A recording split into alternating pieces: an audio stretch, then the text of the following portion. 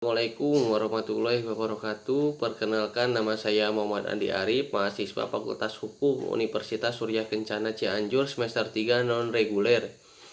Di sini saya akan mereview kembali materi hukum pidana pertemuan ke-12. Hukum pidana lanjutan yang telah disampaikan oleh Ibu Profesor Dr. Haji Heni Nuraini SHMH dan Bapak Dr. Muhammad Rendi Aridayandi SHMH tentang residivis.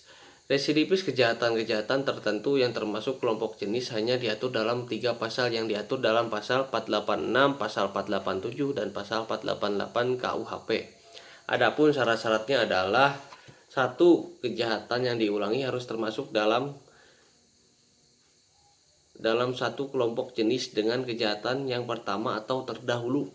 Yang kedua, antara kejahatan yang kemudian yang diulangi dengan kejahatan yang terdahulu sebelumnya harus ada putusan hakim yang berupa pemidanaan tetap, dan putusan hakim itu tidak berupa penetapan atau best-checking. 3. Pidana yang dijatuhkan oleh hakim terdahulu haruslah berupa pidana penjara. Yang keempat, ketika melakukan pengulangan tindak pidana, tenggang waktunya belum. Yang pertama, belum melewat 5 tahun, yaitu dihitung sejak menjalani untuk seluruhnya atau sebagian dari pidana penjara yang dijatuhkan terdahulu, dan sejak pidana penjara tersebut sama sekali telah dihapuskan. Yang kedua, B. Belum lewat tenggang waktu kadaluarsa kewenangan menjalankan pidana penjara yang terdahulu. Selanjutnya, residivis pelanggaran. Residip pelanggaran diatur dalam buku 3 KUHP, yaitu ada 14 jenis pelanggaran yang merupakan alasan pemberatan.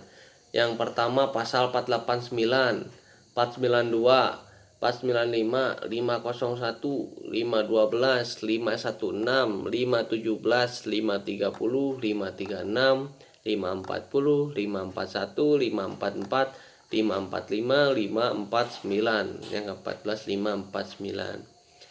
Selanjutnya, residip di luar KUHP. Yang pertama, residip kejahatan terhadap dalam beberapa tindak pidana khusus seperti narkotika dan lain-lain.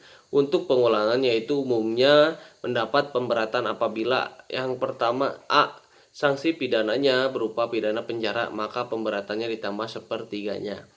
B. Untuk sanksi pidananya yang berupa denda, maka pemberatannya dikali 2. Yang kedua, residivis pelanggaran di luar KUHP terdapat dalam Undang-Undang Nomor 14 Tahun 1992 dan lain-lain dengan ketentuan pemberatannya, yaitu A. Tenggang waktu pengulangan beragam, yaitu ada 1 tahun dan yang 2 tahun.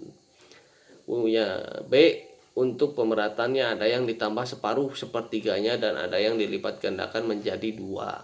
Sekian, terima kasih. Wassalamualaikum warahmatullahi wabarakatuh.